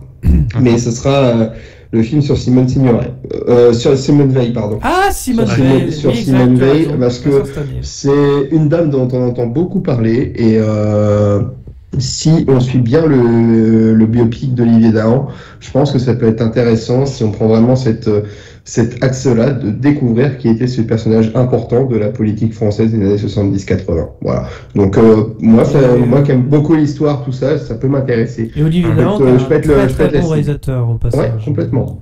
Tout à fait. Donc voilà, c'est pas forcément le film pour lequel je paierais ou je serais impatient d'aller voir. Mais par contre, quand il passera, ouais, je regarderai pour probablement voir à quoi ça ressemble et en apprendre davantage sur cette grande dame. Voilà. Mais c'est vrai que c'est un bon biopic qui donne envie, effectivement, Simone Veil. J'ai vu la fiche et tout ça. Mais pour octobre, c'est Spider-Man New Generation 2 qui me hype bien plus, ouais, clairement. Et c'est incroyable d'ailleurs qu'il fasse en 2 parties. Hein. Apparemment, ils ont vraiment beaucoup de choses à dire. Et puis, je savais pas que tu vois, ils voulaient faire un 3 du coup au final, en fait. Mais du coup, il le renomme différemment selon le titre que tu as annoncé. Mais écoute, si c'est d'aussi bonne qualité, ils peuvent en mettre 3, 5, 12, 20 000 si tu veux. Mais si c'est aussi bon que le premier, alors là, ils peuvent y aller. Hein. Pas de problème. C'est bien d'avoir justement, au moins ils sont libres de faire celui-là en tout cas. Ouais, clairement. Ils avaient pas mal d'idées et ils ont enchaîné directement, donc c'est cool. Et c'est bien, ils font du bien à un personnage de comics que j'aimais beaucoup gamin et il balaye un peu d'un revers de main les merdes infâmes qu'on nous vend avec Tom Holland. Voilà. Et toi, Meus? Moi, je citerais, franchement, novembre, parce que c'est sur un sujet quand même délicat, lourd, voilà, mais sujet aussi. Alors, j'ai pas vu ce film-là, c'est sur les attentats de 2015. Après, sur ok, donc il peut être intéressant, il pourrait me plaire, ok. Sujet pas facile, forcément, mais je me dis, à voir comment c'est traité, mais il y a beaucoup de choses à dire, à faire. Puis bon, on va voir comment sera traité le sujet, mais ouais, du coup, je suis curieux de voir ce projet-là. Je me dis, ça peut être sympa. T'as cité Don't Worry Darling, mais le problème, c'est que c'est pareil, c'est qu'on a un court synopsis pour l'instant. Bon, le casting est sympa et tout, pourquoi pas, mais là, pour l'instant, j'attends pareil de me prononcer après avoir vu des images, en tout cas. Ouais. Par contre, un film que je n'irai pas voir, ça c'est absolument certain, c'est le prochain, Le Petit Nicolas, parce que non, c'est Belle et Sébastien, non? J'ai les deux, mon bon monsieur. Ah, il y a un autre, d'accord, ok. Décidément. Écoute, voilà, donc ce sera sans moi, pardon. Vous avez cité Spider-Man, alors pourquoi pas? Après, j'ai bien aimé le premier, dans Into the Spider-Verse, mais je suis pas non plus aussi hypé que vous, quoi. Je l'ai bien aimé, je suis très sympathique, mais voilà. Donc pourquoi pas voir le 2, mais bon, je suis pas non plus impatient comme vous l'êtes sûrement. C'est surtout tout ce qui est je parais hypé. Je parais hypé quand j'en parle, mais c'est par rapport aux merdes infâmes du MCU. Si on est d'accord, c'est vrai. Je suis d'accord avec toi que comparativement, en termes de qualité, franchement, parce que j'aurais envie de leur dire merci à Sony pour ce qu'ils ont fait. Si on regarde Spider-Man New Generation, par exemple, même si on peut rester mitigé par exemple sur le film, mais c'est vrai que la direction artistique elle est folle. Ils ont créé un film d'animation qui change les codes. Il est par exemple en 15 FPS, un truc comme ça, ou 20 FPS. Tu sens bien que c'est une animation un peu spéciale, qu'ils ont essayé de tout redonner en fait finalement aux côtés des artistes. Et ça fait très BD, c'est une belle adaptation, je trouve.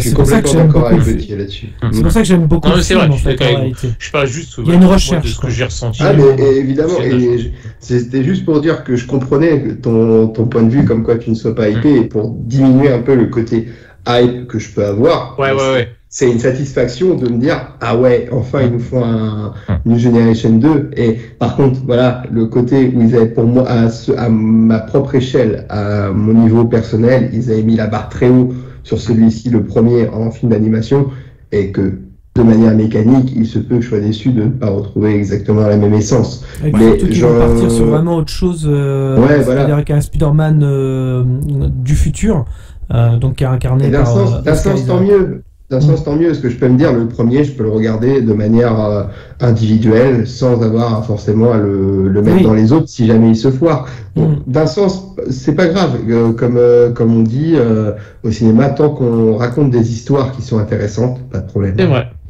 Et on n'aura pas dans celui-là Nicolas Cage, ou peut-être, on sait pas en fait, contrairement au premier.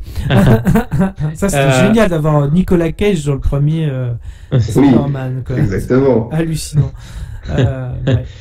Sinon, tu avais cité, je crois que tu l'as cité, Le Visiteur du Futur. Oui. Bon, j'irai pas. Je me dis, ça peut être sympa, tu vois, dans l'idée, mais je pense pas que j'irai au cinéma quand même juste pour voir ce film. Pourquoi pas après, mais Pas au ciné, je pense pas. Bref. Et sinon, Halloween Ends, alors j'ai pas vu le plus précédent qui s'est bien fait défoncer. Apparemment, il y a rien qui vont pas. Nick Soul l'a vu. Mais pour une soirée nanar. Ouais, bah. Il m'a dit c'est une insulte à Halloween. Halloween, ouais. C'est con parce que tu vois, le premier, je l'ai trouvé plutôt sympathique pour le coup, donc je n'ai pas vu le deuxième. Mais c'est vrai que si tu annonces d'emblée que tu feras 3 films, bah, tu peux pas t'inquiéter, finalement, ni dans le premier, ni dans le deuxième, en fait, en y pensant. Parce que tu y auras forcément 3 fois Michael Myers, donc bref. Du coup, c'est un peu dommage parce que sinon, l'univers de base, j'aime bien, mais bon, on exploite peut-être un peu trop le filon. Tu vois, Nixo, il est très bon public. Il est bon public. Il adore Halloween. Et le dernier qu'il a vu là, il a fait, mais c'est incohérent. De bout en bout, c'est-à-dire que tu te marres au bout d'un moment tellement c'est incohérent. Tellement c'est ridicule, ça n'a aucun sens. Ouais. Non, voilà, mais en film principal, je citerai simplement Novembre, pour ce mois d'octobre en l'occurrence. Je dirais Novembre et moi forcément Spider-Man aussi, comme Gino. Ouais. Mais Novembre, m'intéresse. Alors, Novembre, je sais pas comment ils vont le faire en fait. Soit ils vont pas édulcorer, mais voilà, ils vont pas être forcément. S'il veut être réaliste, il y aura des images chocs, c'est logique. Soit ils vont un petit peu édulcorer et ça va être un petit peu embêtant. Parce que malheureusement, ce genre de film-là, alors il y a un respect des victimes, mais c'est casse-gueule aussi. Et en même temps, tu te dis, oui, mais malheureusement, c'était un massacre quand même, quoi. Donc, je reste toujours sur le documentaire de Netflix qui est excellent, extraordinaire. Et en collaboration avec France Télévisions, non? Oui. J'ai un doute là-dessus, mais c'est possible. Je n'irai pas jusqu'à te démentir. Je sais plus qui sont les réalisateurs, mais ils avaient été primés déjà, même aux Oscars, tellement au niveau des documentaires qu'ils faisaient. Et ça se sent que c'est de qualité. Donc voilà, je reste toujours sur les témoignages qui sont encore plus vivants. Et j'espère juste que comme en novembre sera assez réaliste et malheureusement quelque part de nous rappeler un petit peu ce qui s'est passé ce soir-là en tout cas. Donc voilà. On va passer en novembre, à moins que vous voulez rajouter quelque chose sur le mois d'octobre. Non. Passer. Yes, we can. Au mois de novembre, on aura The Flash de Andy Muschietti avec Ezra Miller et Michael Keaton. Et oui, Batman est de retour. Mascarade de Nicolas Bedos avec Pierre Ninet, Isabelle Adjani et François Cluzet. Bee Gees biopic de Kenneth Branagh. Ouais, alors ça. Black Panther Wakanda Forever de Ryan Coogler. Les couleurs de l'incendie de Clovis Cornillac avec Léa Drucker, Benoît Poulvorde. She Said de Maria Schrader avec Carey Mulligan, Zoe Kazan et Patricia Clarkson. The Fabelmans de Steven Spielberg avec Gabriel Labelle, Paul Dano, Michelle Williams et enfin Creed 3 de Michael B. Jordan avec Michael B. Jordan, Tessa Thompson notamment. Messieurs, je vous écoute. Vas-y, je commence. Vas-y, je commence pour la blague. Alors, The Flash. Il y a tout que t'adores dans le réal. C'est ça, nostalgie, bref. Non, le truc que j'ai détesté, c'est que sur un site, je n'irai pas voir cette merde, désolé, mais il y a un moment, ça me saoule, ça, c'est pareil, c'est comme le MCU qui fait pareil, c'est en mode nostalgie à fond, fan de ça, je déteste ça. Puis Andy Muschietti, comme je dis souvent, c'est un peu le Guillermo del Toro de chez Wish, c'est-à-dire que ça se veut un peu poétique sur les bords, c'est nul, encore, tu vois, même un truc qui m'avait dégoûté, ça devait être son premier film, un Mama de mémoire. J'aimais bien toute la première partie, je trouvais assez sympa, il y a un potentiel, et plus ça allait, plus le côté angoisse s'est estompé pour me faire une pseudo-poésie nulle à chier. J'ai fait, à la fin j'étais dégoûté, je fais c'est nul, c'est décevant. Tu parles d'un bon truc, bref. J'en parle pas, quoi, c'est un ça aseptisé pour enfants de 12 ans, donc c'est génial. Non, franchement, voilà, ça me désole parce qu'en fait, The Flash, si on faisait Flashpoint, il y aurait moyen, tu vois, de faire des bons trucs, on le sait, mais là, ça va être, c'est juste pour faire plaisir aux fans. C'est uniquement pour ça n'a aucun intérêt, donc non. Voilà. D'où le retour de Michael Keaton, notamment. Exactement. Que j'adore, en plus, qu'on adore, même, c'est un acteur qui est très sympathique, mais voilà, non. J'y arrive pas avec le concept. Alors, que je trouve gênant, le titre me met toujours mal à l'aise. C'est vraiment le Black Panther ou le Wakanda Forever. Je trouve ça, Batman Forever, quoi. Tu vois, genre, c'est je pensais pas ça, mais ouais, ok. Mais non, mais ça me met mal à l'aise. Je fais, mais non, quoi, vous avez pas le droit. Alors oui, c'est hymne un peu, enfin leur slogan, quoi. C'est écrit ça pour s'encourager. Ok, mais non. Tu trouves autre chose, quoi. Je veux dire, Wakanda Forever, enfin, non, je trouve ça génial. Et du coup, j'irai pas le voir parce que MCU oblige, hein, ils peuvent aller se faire mettre. Ensuite, je dirais tout simplement, Creed 3, je pense que j'irai le voir, tout simplement parce que j'ai bien aimé les deux premiers. Le 2, certes, un peu en dessous du premier, mais j'ai aimé les deux malgré tout. Donc le 3, pourquoi pas, même si bon, faut voir quelle histoire ils vont raconter, parce qu'au bout d'un moment, j'ai peur qu'ils en fassent trop. Enfin, il y a bien eu que plusieurs Rocky aussi, je veux dire, donc faut voir le scénario, c'est toujours pareil, faut voir le scénario. Why not? J'aime beaucoup Michael B. Jordan. Voir, justement, comment il se démerde en réel. Juste pour ça aussi. J'ai pas c'est vrai qu'il réalise. Oui, c'est vrai. Et intéressant. Ça, donc. Ouais, juste pour ça, j'ai envie de voir comment il se démerde en mise en scène. Par contre, oui, j'avais pas aimé le 2, moi, perso. Je trouvais ça. Ah ouais? En fait, le 2, enfin, il se passe pas grand chose, en fait. En vrai. Moi, en vrai, j'ai déjà oublié, hein. Moi, perso, je l'oublie. Pourquoi je l'ai aimé? Je vais être honnête, hein. Je vais être honnête, c'est juste pour le côté vraiment que j'ai trouvé physiquement impressionnant son adversaire, le russe, là, le fils du coup de. J'ai vraiment trouvé impressionnant l'acteur, vraiment. Enfin, physiquement, j'aurais pas voulu me retrouver en face de lui pour le coup, tu vois. Je me suis vraiment dit ça tout le film, et c'est le côté impressionnant que j'ai beaucoup aimé. Mais effectivement, il reste en dessous narrativement, il reste en dessous du premier, c'est évident. Puis ce côté prétentieux qu'il y avait de la part du coup, c'est comment déjà son nom de Creed, son prénom? Bref. Adonis, exact. Non, ça, qui était un peu prétentieux, ça m'a saoulé un peu, mais bon, voilà. J'irai le voir quand même. Et vous, messieurs?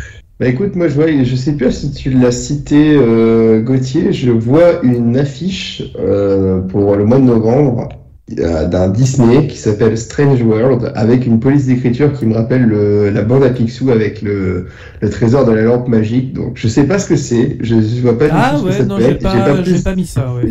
J'ai pas plus d'informations, mais je me dis si c'est le même acabit que celui que je viens de citer, écoute, je me dis ça peut être drôle, ça peut être marrant, pourquoi pas. Mais après, nous sommes en 2022, les bonnes idées, c'est terminé, quoi, généralement.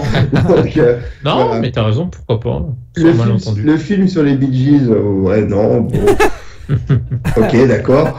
Ok, bon, pourquoi pas. Et puis vraiment, comme Mus, pour moi, c'est Creed 3, quoi. Sur cette fin d'année, vous connaissez mon amour pour la saga Rocky, pour Creed, pour Stallone, donc je pense pas qu'il sera dedans. Je sais pas s'il fait une apparition dans le Creed 3 ou quoi que ce soit, mais ça a du sens. T'as aimé Creed, de toute façon? Ouais, j'ai aimé Creed. J'ai bien aimé Creed 2. C'est un cri du cœur? C'est un cri du cœur, exactement. Tout à fait, bravo. Mais non, je trouve que ça a du sens dans le sens où je me dis, après les deux premiers films, Stallone passe le bébé à Michael B. Jordan, qui a, pour moi, avait un rôle, mais je me suis dit, allez, on reboot Rocky, en fait, via Creed, et on le fait magistralement, en fait. Et ça qui est bon. Et puis, là où il accepte de se déposséder de l'œuvre, de boucler l'arc narratif de Rocky Balboa, probablement, en passant le flambeau et en disant maintenant la star c'est Adonis Creed. Et c'est ça que je trouve formidable. Donc on verra si l'histoire prend, parce que les films Rocky sont bons à partir du moment où le combattant adverse est bon également, où il représente quelque chose. Voilà. Et en l'occurrence, même si dans le Creed 2, beaucoup ont reproché la facilité de dire on a repris le fils d'Ivan Drago, on a repris Ivan Drago, on a pris Dolph Lundgren. Enfin bon, les mecs, c'est vous qui dézinguiez Dolph Lundgren dans les années 80 en disant c'est le plus mauvais de tous, alors que c'est presque le plus emblématique, passant Mr. T, le Barlang pour un ringard et Apollo Creed presque comme un personnage secondaire. Non, c'est quand même, je veux dire, ils sont tous bons. D'ailleurs, quand j'y repense, c'est les personnages. C'était les personnages les plus intéressants de Creed 2 d'ailleurs, au passage. Oui, tout à fait. Parce que le reste, je m'en foutais. C'est un truc de fou. Même le personnage d'Adonis Creed dans le Creed 2, il est relou en fait dans le film.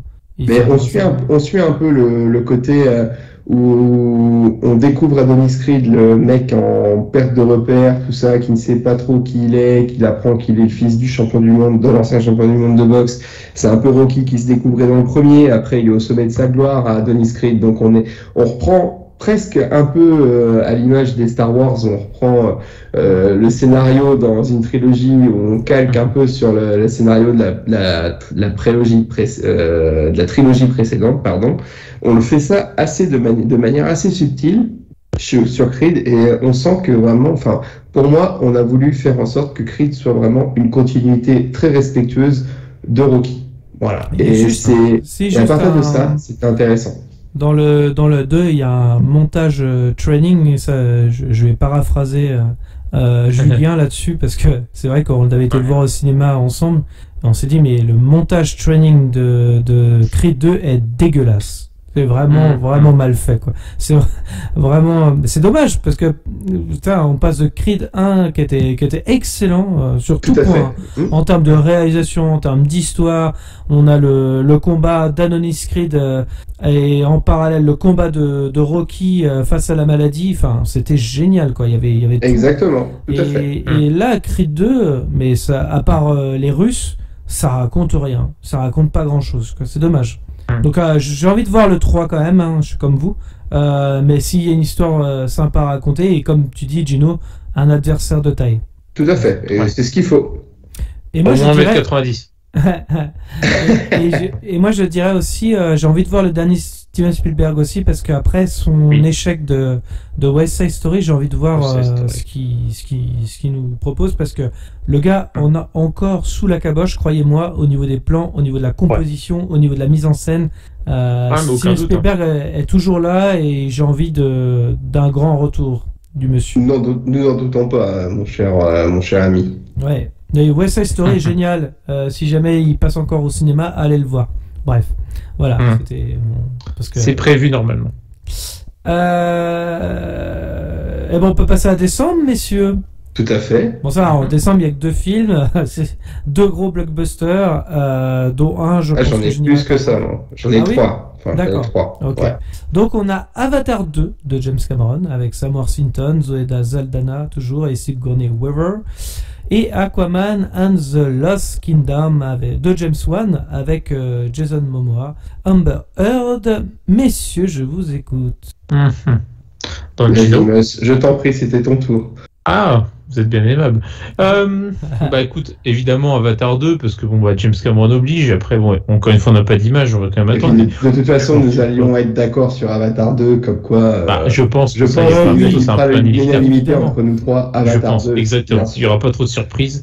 Non, parce que James Cameron oblige. Et puis c'est vrai que, bah, vu le succès énormissime du premier, bah, voir le 2, je pense, c'est une évidence. Après, est-ce qu'il va être aussi inventif, surprenant que le premier, ça reste à voir, parce que passer après un énorme succès comme ça, c'est sûr que c'est toujours un peu, t'as la pression, quoi. Mais bon, j'en fais pas, j'ai hâte. Ouais, j'ai hâte de voir sur le plan technique ce qu'il y a. Nous en avions parlé lors d'un podcast précédent, il y a presque un an de ça qu'on avait parlé. On en avait parlé il y a quasiment un an, où nous avait montré un trailer où il allait probablement s'orienter, l'ami James Cameron, sur la partie sous-marine de Pandora, je cherche le nom de la planète, et c'est ça qui peut être hyper novateur, ça peut être très intéressant. Et puis voilà, connaissant James Cameron. Exactement, ce côté perfectionniste, ce côté vouloir toujours repousser un peu plus loin les limites aussi techniques, etc., inventer. Non, franchement, évidemment, on ira le voir, puis bah, espérons aussi quand même, parce que malgré tout, si sur le plan technique, il sera bien fait, ça c'est une certitude. On va quand même espérer que le scénario tienne la route aussi, quoi, qu'il y ait quelque chose d'intéressant aussi à se mettre sous la dent. Mais bon, on verra. Quand même, il a eu 12 ans pour le travailler, soit sur le plan technique, ou sur le plan scénaristique. Bon, on peut quand même espérer quelque chose qui soit quand même bien. Donc voilà, Avatar 2 évidemment. Et sinon, bah évidemment que non, c'est Aquaman and the Lost Kingdom. On est évidemment que non. Alors ça, James Wan, de toute façon, depuis l'après Conjuring 2, je l'ai perdu complètement. C'est-à-dire que je ne sais pas où il va, je comprends plus ce qu'il fait, où est-ce qu'il est, quoi. C'est son frère jumeau maléfique qui a pris la place. Il a des moments de fulgurance, je pense. Alors, je pense pas à Malignan parce qu'apparemment c'était une catastrophe, mais même pour son Aquaman, il y avait des plans des fois, tu dis oui, c'est bien. Par contre, ça fait pas un bon film. Non, ça fait pas un bon film. Non, malheureusement. Pas du tout. Ce remix de Pitbull de Toto Africa. Alors ça c'est. Qu'est-ce que c'est que cette merde? Merveille. Incroyable. Mr. Worldwide. Mr. Worldwide. Non, donc du coup ça c'est niette. Et puis écoute, franchement sur les autres films, je pense qu'on va se contenter d'Avatar sur décembre, ce serait très bien. Hein, parce que là... Je voyais que m'était proposé sur Sens Critique que potentiellement le 21 décembre 2022 sortirait un film d'animation Super Mario Bros. Oui. Alors attention, avec Chris Pratt, il me semble. Avec Chris Pratt. Ouais. Est-ce qu'on sera sur le même domaine que le Sonic? Voilà. Je sais pas. Ou sur un film d'animation à la New Generation, justement. Je sais pas. Non, moi j'espère qu'il serait de la même qualité que Super Mario le film. Ah bah oui. Ouais, exactement. Okay, voilà, donc je ne dis pas que je suis hypé, hein, nous sommes d'accord. Et messieurs, j'ai envie de vous dire, quelles sont vos 3 attentes de l'année? Grandes attentes de l'année. Allez, 3 grandes attentes de l'année. 3 grandes attentes. Écoute, je peux commencer. Hein. Pour moi, du coup, ça va être Avatar, clairement. Top Gun Maverick. Et le 3e, j'hésite entre le Buzz d'éclair, qui pour le côté surprise, ou Mission Impossible 7. Ah, d'accord. Et toi, Mus? Ou Gauthier, si toi, Gauthier, t'as déjà ton top 3, vas-y, n'hésite pas. Alors moi j'avais The Batman de Matt Reeves, mais alors même si j'ai des réserves dessus, parce que je suis un peu comme Mus aux dernières bandes annonces, ça m'a un petit peu refroidi en disant ça peut être aussi de la merde. Donc je fais gaffe. Il y a Spider-Man Across the Spider-Verse Party 1 et enfin Avatar 2. C'est vraiment mon top 3 de l'année. Pour une fois, contrairement à l'année 2021, l'année 2022, j'ai un peu plus de hype que d'habitude. Ouais. Donc voilà. Ouais. Oui, c'est voilà. En soi, je suis d'accord. Et bien moi me concernant, je dirais évidemment en premier Morbius, en second The Flash. Non. L'attaque du requin à Arcachon. Ouais. Et là on a la triplette. C'est caviar, quoi. Tu vois, si tu es sûr de passer un bon moment à chaque fois, quoi, ça va être. Je me lèche les babines déjà, tu vois, à l'avance. Non, après, plus sérieusement, bon, évidemment, je vais pas être très original. Par rapport au top 3 de Gauthier, avec une différence. Donc, bon, en premier, The Batman, mais encore une fois, hein, comme tu l'as dit, quelques petites réserves, mais bon, j'espère qu'elles seront vite dissipées en regardant le film. Donc, The Batman, et je dirais après Mission Impossible, du coup. Pareil, j'irai voir avec plaisir, je pense. Et évidemment, Avatar 2, parce que ça fait 2 ans qu'on l'attend, donc on a hâte de voir le rendu. Ouais. Voilà. On a quand même des attentes assez. Enfin, sur les on a Avatar quand même tous les 3 qui est dedans, mine de rien. Oui. Avatar. On a à chaque fois un seul film d'écart, enfin, plus ou moins. Moi, j'ai Mission Impossible en commun avec toi, Mus. Il y a que le Batman que j'ai pas avec vous deux, en fait, au final. Oui, c'est vrai. Mais je comprends après ce que le Batman. J'ai peur que vous soyez déçus, vous, en fait. J'aime beaucoup Batman, le personnage, mais je sais que vous êtes encore plus fan que moi, et j'ai peur pour vous, en fait. Voilà. Oui, mais je suis d'accord avec toi. On essaie de faire preuve de mesure, parce que c'est pour ça que moi, avec les années, j'ai appris justement à me méfier et à baisser toujours ma jauge d'attente. Parce que comme ça, tu dis, si tu t'attends à un 12 sur 20 et que tu as un 13, tu dis, bon, c'est un peu mieux que ce que je pensais. Alors si tu t'attends à un 16 sur 20 et que tu as un 12, là, tu fais... tu vois, c'est pour ça que... Moi, je pense qu'on peut avoir un film assez quelconque, en fait. On va pas être au niveau de The Dark Knight. Je pense pas. Non, c'est pas possible. Et puis... moi, ce qui me saoule, encore une fois, je comprends la Warner parce qu'ils vont avoir HBO Max, ils veulent faire comme les concurrents, je comprends tout à fait, mais déjà, on te dit on va faire une série sur le Pingouin, donc déjà, encore une fois, à moins qu'ils fassent un préquel, je m'inquiète pas pour le Pingouin, du coup, puisque, voilà, vous allez faire des trucs dessus. Enfin, il y a des trucs, non, c'est faire pour faire, encore une fois, du contenu, non. Puis, moi, je suis contre, mais ça, c'est mon côté vieux con, vouloir mixer le côté série sur une plateforme et film au cinéma. Tu fais soit tout côté ciné, soit tout côté plateforme. Enfin, j'ai du mal à ce mélange. J'ai du mal. Pour moi, tu dois cloisonner. C'est le vieux con qui parle. Et toujours là.